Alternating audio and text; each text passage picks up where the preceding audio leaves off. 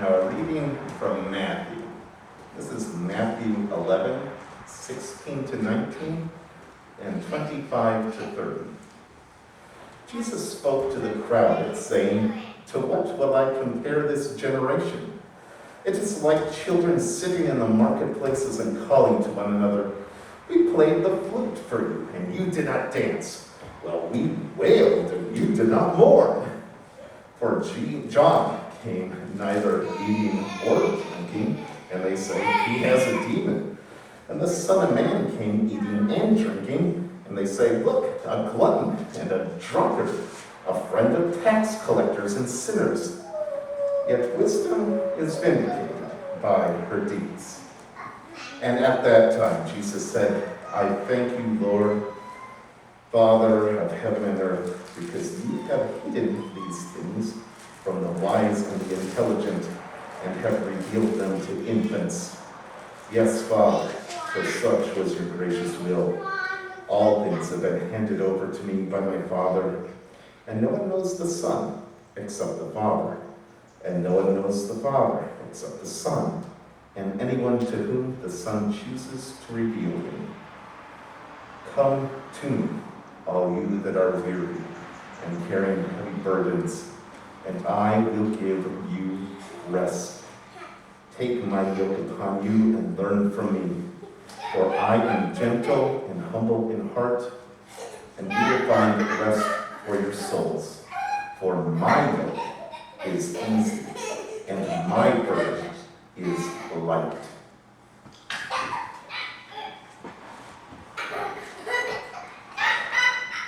I have to tell y'all that I've been pretty weary lately.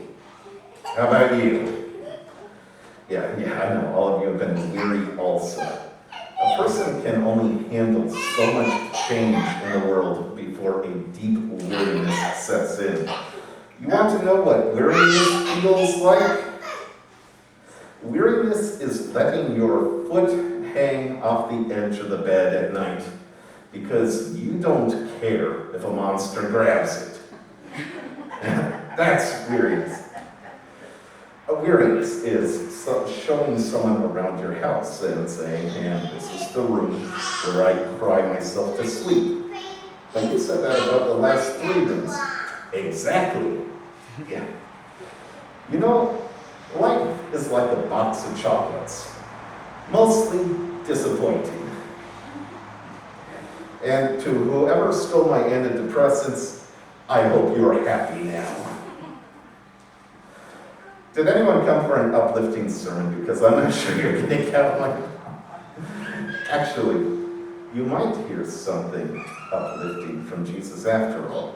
So do not give hope on me too soon. But before we get to that, Jesus describes a situation that we all know too well, and it's the source of so much weariness. It's a situation in which John the Baptist was condemned by people because he was weird. He abstained from eating and drinking. Yet Jesus was condemned by people because he did eat and drink. Look, a glutton, a drunkard, a friend of tax collectors and sinners, people accused. There is just no winning. It's true that you cannot please everyone all the time. But this sort of stuff gets really tiring. There is only so much pointless, self-centered arguing that any one person can take. We played the flute for you, and you didn't dance. We wailed, and you didn't mourn. You know, a little cabin hidden away in the woods looks better and better all the time. Yes, yet Jesus didn't ever retreat to a little cabin away from everything.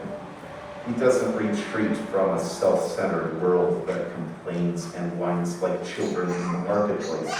Instead, Jesus views them as children, right? As real children who need real compassion and guidance. Children, after all, do throw fits whenever they do not get their way. But children also learn. In fact, Jesus says that God reveals things to the youngest of us all, to infants. And infants, they might be the definition of selfish and self-centered, always asking for food and diaper changes, right? But they need it. They need to. But they are also the primary beings in the universe who have the most potential to learn. So instead of having us retreat to a lonely cabin away from a self-centered world, Jesus proposes simply viewing people as children. And he proposes more to lift the weariness off our shoulders in the first place. Here's what I mean. There was a time when mac and cheese was the only food that a certain little one would agree to eat. Have you ever seen that? Listen here, little one. Mac and cheese for every meal is not healthy, the adults would try to explain. But, kids are kids, and kids want what tastes good to them, and they want what they know. No, I want mac and cheese, the child screams at the top of her lungs. Now, this irrational back and forth could make a person weary really, really quick. But the truth of the matter is that the child is a child, right? And it's also true that fruits and vegetables are valuable no matter what the child screams. The truth is the truth. So instead of arguing about the mac and cheese and therefore getting very, very weary, you can just let that argument go. One can just let that burden be removed and simply set the fruits and vegetables in front of the child. Whether the child tastes them or not is up to them, but the need to win the argument can be lifted off of our shoulders. In fact, Jesus promises to lift all these heavy, weary-inducing circumstances off of our shoulders. And in their place, we are given Jesus' gift of love. Is what you are doing these days based in love? If so, then there's no reason to worry about the rest. Let Jesus lift off the worries. Let Jesus lift off the endless arguments of these past months and days.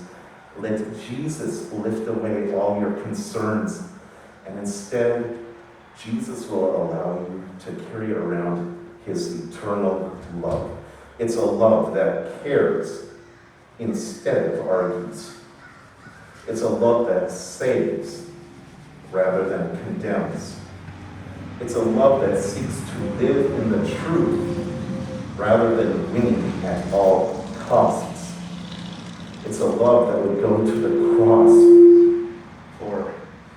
for self-centered children and save them from their own destructive ways. It's a love that lasts until the end. Come to me, all you that are weary and carrying heavy burdens, and I will give you rest.